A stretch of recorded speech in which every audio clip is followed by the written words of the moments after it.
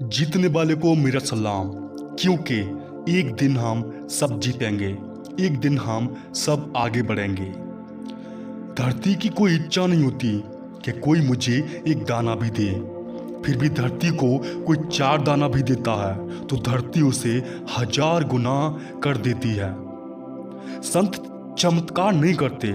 संत के मन में कोई इच्छा नहीं होती है कि मैं चमत्कार करूं, लेकिन संत के चरित्र के प्रभाव से खुद ब खुद चमत्कार हो जाता है। संसारी अपने स्वभाव को छिपाता है और प्रभाव को दिखाता है, जबकि सन्यासी अपने प्रभाव को छिपाता है और स्वभाव को दिखाता है। कुछ लोग हैं जो संत मुनियों के पास जाते हैं और कहते हैं, मुनि श्री मेरा हाथ देख लीजिए। पर मैं कहता हूं, संत मुनियों को अपना हाथ दिखाने की कोई जरूरत नहीं है। बस संत मुनियों का हाथ अपने सिर पर रखवा लीजिए, सब कुछ ठीक हो जाएगा। आप उनके चरण कमल की वंदना कीजिए, जिससे उनके नैन कमल आप पर पड़ेंगे और वे अपने कर कमल से आशीष प्रदान करेंगे, जिससे तुम्हारा मुख कमल प्रसन्नता से खिल जाएगा। तो हाथ दिखाने की बजाय उनका हाथ अपने सर पर रखवा दीजिए, ताकि आपकी लाइफ में आगे बढ़ जाए। 40 साल तक भले खाने के लिए जिए, मगर याद रखें 40 साल के बाद सिर्फ जीने के लिए खाएं, क्योंकि 40 साल के बाद बुढ़ापा शुरू हो जाता है। इसलिए 40 साल के बाद व्यक्ति को अपने यथार्थ और परमार्थ के लिए जीना शुरू कर देना चाहिए। किसी स्त्री के पति बन जाओ तो इधर उधर मुंह मारना छोड़ दो। बच्चों के बाप बन जाओ तो बचपन के सब खेल छोड़ दो। दादाजी बन जाओ तो दादागिरी करना छोड़ दो, और परदादा बन जाओ तो इस दुनिया को छोड़ दो। 4 चीजें हैं जो कभी टिकती नहीं है। 1 फकीर के हाथ में धन, और 2 चलनी में पानी, 3 सावक का मन, और 4 संत मुनि के पैर कभी नहीं रुकते हैं।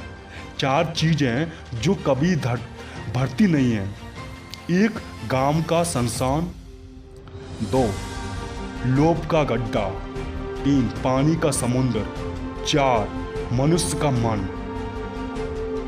अंग्रेजी के 2 शब्द हैं, एंड और एंड।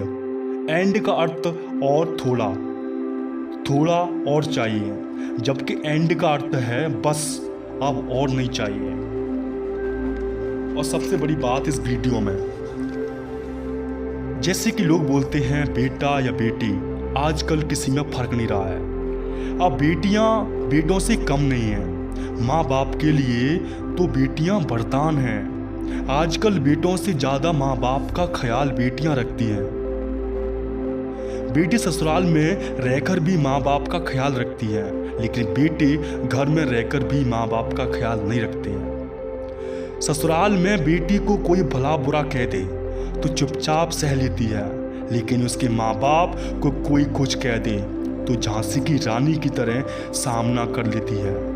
और इधर बेटों के सामने बहू माँ बाप को गालियां देती है, तो भी निकम्मे बेटे की चुप्पी नहीं टूटती है।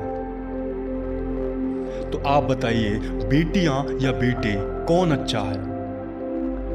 कभी अगर आप शादी हैं, अगर आपकी शादी हो चुकी है, अगर आप शादी करोगे, अगर आपके कोई सिस्टर है, कोई है, तो ये मत समझना कि हम भाग्यशाली नहीं हैं। आप भाग्यशाली हो, जब भी तो आपके घर में लक्ष्मी आई है। तुम्हारे सिर्फ बेटियां हैं तो परेशान ना होना। बेटियों को ही बेटे मानकर उनकी अच्छी परवरिश करना, मतलब अच्छा सम्मान करना, अच्छे से उन्हें पालन पोषण करना उनका। वैसे भी अब बेटा या बेटी में कोई फर्क कहाँ रह गया है। कुछ लोग बेटी पैदा होने पर ऐसा बुरा मुंह बिगाड़ते हैं, जैसे कि उन्हें कोई कुछ खा लिया है, अकड़ी का तेल भी पी लिया है, जैसे उनका मुंह कैसे बेकार हो रहा है। जब बेटा पैदा हो तो ऐसे खुश होते हैं जैसे कि वही सब कुछ करेगा, वही हमारा सब कुछ पालनहार है। अब तारने वाला आया है या डुबाने वाला आया है, ये तो वक्त ही बताएगा।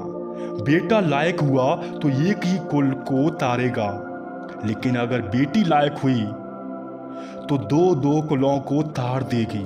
तो बताइए, बेटी में और बेटा में क्या फ़र्क होता है? बेटी आगे जाएगी या बेटा? तो मेरे हिसाब से बेटा हो या बेटी, किसी में फ़र्क नहीं होना चाहिए। ऐसे ही वीडियो देखते रहिए, क्योंकि आपके समय से न कोई वीडियो, न कोई ऐप, न कोई न्यूज़ कीमती है। मैं ऐसी वीडियो लाता रहूँगा आपके लिए। हिम्मत, हरकत, होशियारी, हम जीतेंगे, हम सक्सेस होंगे। See you in the next video. तब तक के लिए धन्यवाद।